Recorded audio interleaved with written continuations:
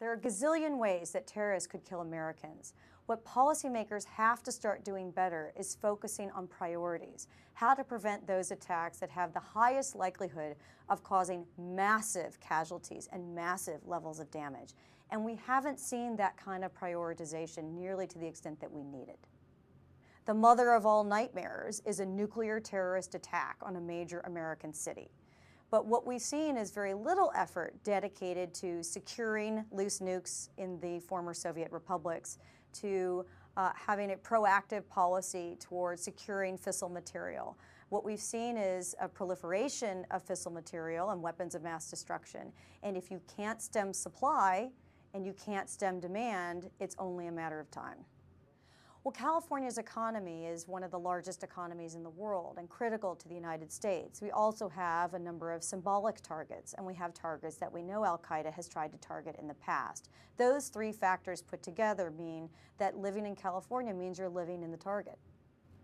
At the top of my list would be the ports of Los Angeles and Long Beach. They are near major metropolitan centers, and if they were shut down, global shipping could grind to a halt.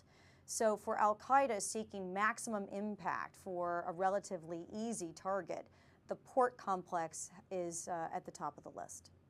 What we've seen with airport security since 9/11 is a tremendous amount of effort and a tremendous amount of money, all dedicated to preventing the last catastrophe. So all the toenail clippers, all the shoes, all the belts, all the hassles that we have to go through to get through the airport don't make us marginally safer. What makes us safe from the last attack to be repeated in the future is the realization by every American that if there's a hijacking, we're going to storm the cockpit and crash the plane. Other than that, all the other security measures that we put in place have not made that much difference, in my view. What I worry about is that we dedicate so much effort on the last catastrophe that we're not thinking ahead to the next catastrophe and what are our likely vulnerabilities and how we can protect them. You're never going to capture every possible shampoo bottle that could be turned into a bomb with this strategy. It's the same strategy we used right after 9/11. To succeed, every security screener at every gate, in every airport, in every city of the United States, in every country in the world has to catch those shampoo bottles.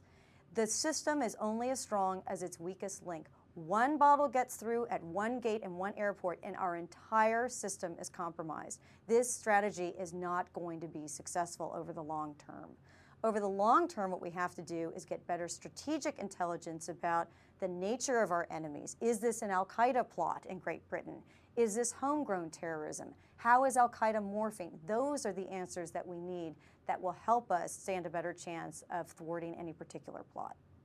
I think it's a natural political instinct to do something whenever there's a threat, and that instinct to do something gravitates to the easiest activity that you can accomplish, that you can publicize. Making airport security tighter and giving air travelers more headaches makes us feel safer, but it gives the illusion of safety without the reality of safety. It's a mixed message because when the threat level is raised, it triggers certain responses by local level law enforcement and other agencies. So they do some things differently. But for individual citizens, what are we supposed to do when the threat goes from orange to red? How does that affect our lives? It's not clear what the answer is. I think we have to start going about our daily lives and exercise vigilance where we can. But I also think that public officials need to do a much better job of informing us about if we see something suspicious, who do we call? What are we supposed to do? How can we sift through this information so that the public becomes an extension of the law enforcement and intelligence communities rather than just the victims of the next terrorist attack?